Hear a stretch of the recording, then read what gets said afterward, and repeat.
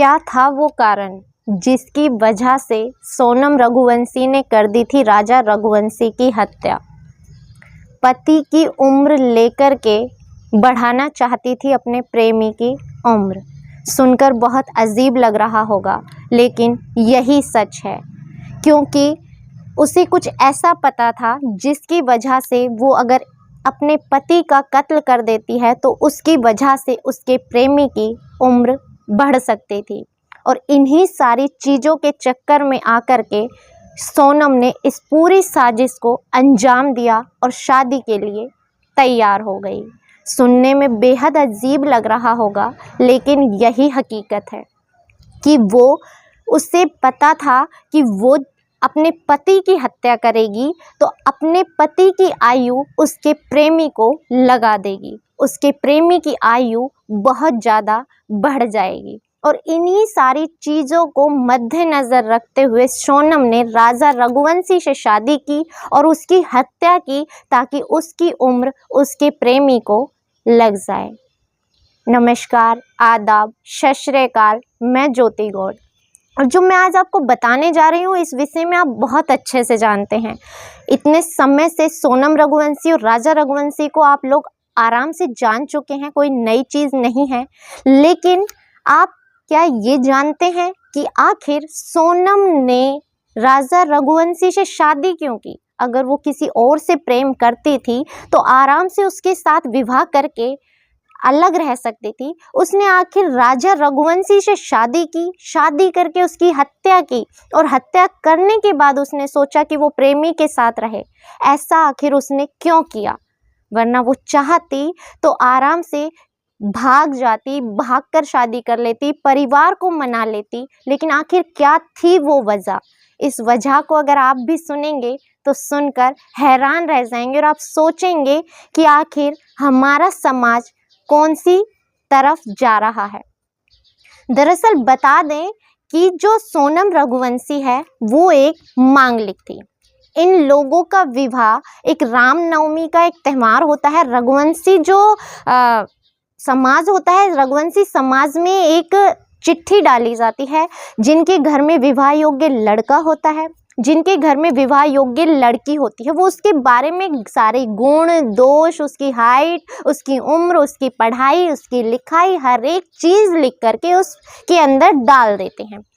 रघुवंशी समाज के लोग उसे देखते हैं और जिन्हें उचित लगता है वो अपने लड़के लड़कियों का विवाह संबंध तय कर देते हैं। ऐसे ही इन लोगों का विवाह हुआ था।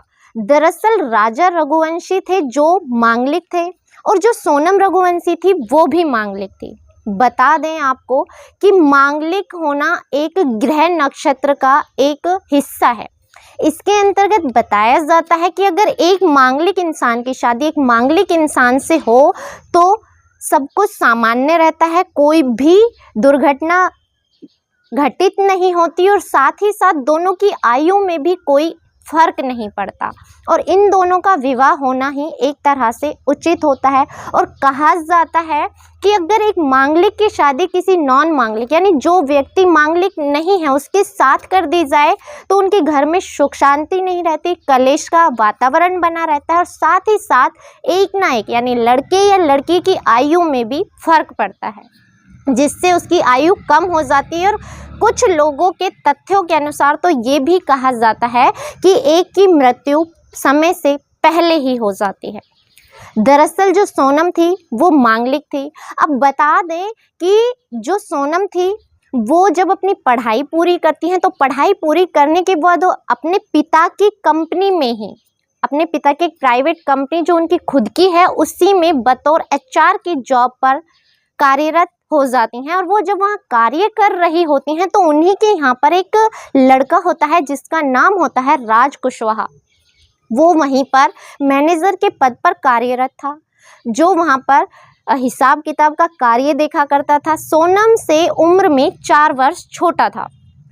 दोनों के बीच बातचीत होती है, दोस्ती होती है, और दोनों में प्यार हो जाता है। और दोनों में प्यार होने के बाद अब दोनों शादी करना चाहते थे। अब ये बात सोनम अपने पिता को नहीं बता सकती थी, पिता से वो बहुत डरा करती थी, लेकिन उसने अपनी माँ को सारी बातें बता दी। जब उसने अपनी माँ को सारी बातें बताई तो माँ ने कहा कि ये विवाह तुम्हारे पिता कभी नहीं होने देंगे, और दूसरा, तुम मांगलिक हो, तुम्हारे ग्रह नक्षत्रों के बारे में तुम्हें बहुत अच्छे से पता है। जैसा कि लड़की का विवाह करते हैं तो बातें घर में होती रहती हैं। उनके ज्योतिषाचार्य, उनके पंडित सभी ने बताया था कि जो सोनम है वो मांगलिक है, उसका रिश्ता किसी मांगलिक लड़के से ही करना होगा। अगर वो किसी और लड़के से शादी करती है तो उस लड़के की आयु पर इसका सबसे बड़ा प्रभाव पड़ेगा। अब सोनम को ये बात पता थी। इसके साथ ही साथ सोनम को ये भी पता चला कि अगर एक मांगलिक इंसान की शादी दूसरे मांगलिक इंसान से कर दी जाए तो उसका मंगल दोष हट जाएगा। उसके बाद अगर वो किसी से भी विवाह करती है तो उसका मंगल दोष का असर उस पर नहीं होगा। यही सब जैसे ही उसके दिमाग में आया, उसने सोचा कि मैं राज कुशवाहा से जब शादी करूंगी तो उसकी उम्र पे फ़र्क पड़ेगा, मेरे प्रेमी की उम्र कम हो जाएगी, मेरा जो दोष है वो उसके लग जाएगा और मेरे प्रेमी की उम्र कम हो जाएगी और उससे कोई नुकसान ना हो। इसके लिए अच्छा यही है कि मैं किसी मांगलिक इंसान से शादी करूं और मेरा मंगल दोष हट जाएगा और मैं जब विधवा हो जाऊंगी तो इससे शादी कर लूँगी।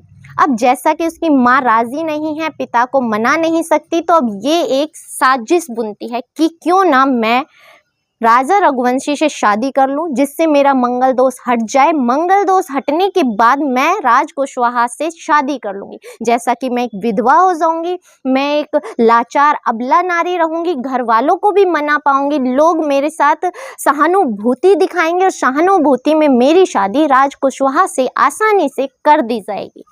यही सब सोचकर अब वो राज कुशवाहा के साथ इस प्लान को साजिश देती है और ये हिस्सा 11 मई से शुरू होता है। 11 मई को उसकी शादी होती है राजा रघुवंशी से।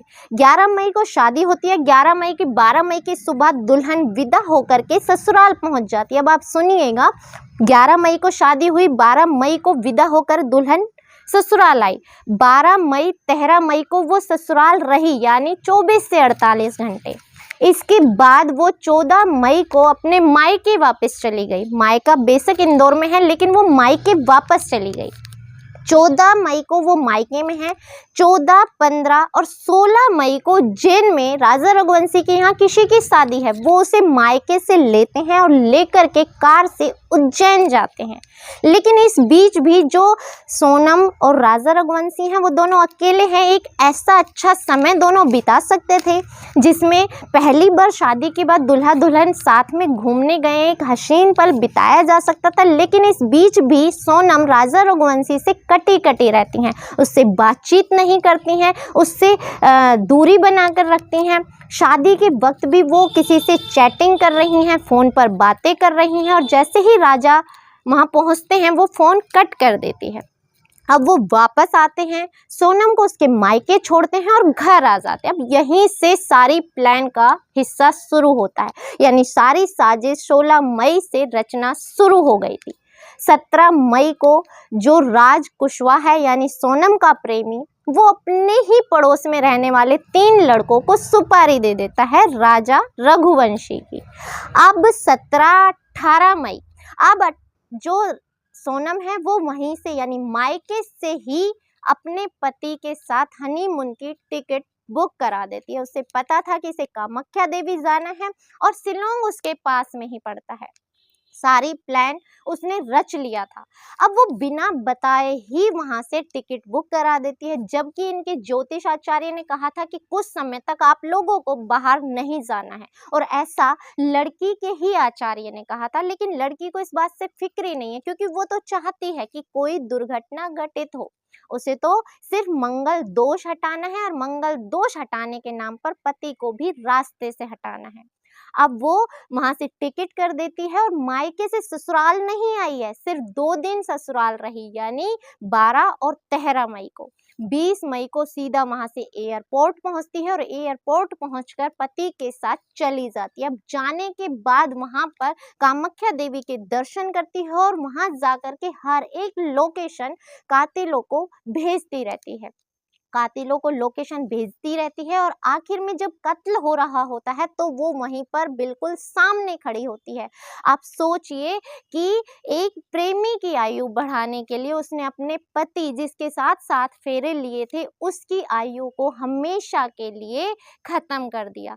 ऐसा कहाँ होता है कि एक की उम्र दूसरे को लगा दी जाए, लेकिन उसके अंदर ये भ्रांति थी, एक वहम था। अगर वो चाहती तो आसानी से उसके साथ विवाह करके सुखी रह सकती थी, लेकिन एक मांगलिक दोष के कारण एक हंसते खेलते परिवार के एक लड़के के साथ उसने शादी की। शादी करके हनीमून के नाम पर उसे लेके गई और ले जा करके उसे मार दिया। इस घटनाक्रम को सुनाने का उद्देश्य आपको दुखी करना, परेशान करना या आपकी भावनाओं को चोटिल करना नहीं है, बल्कि आपको सचेत करना है, जागरूक करना है। और विनती है ऐसे माँ बाप से जो पहले से जानते हैं कि उनकी बच्ची किसी और से प्रेम करती है, तो ऐसे लोग अपनी बच्ची की शादी जोर जबरदस्ती से किसी और के साथ ना करवाएं।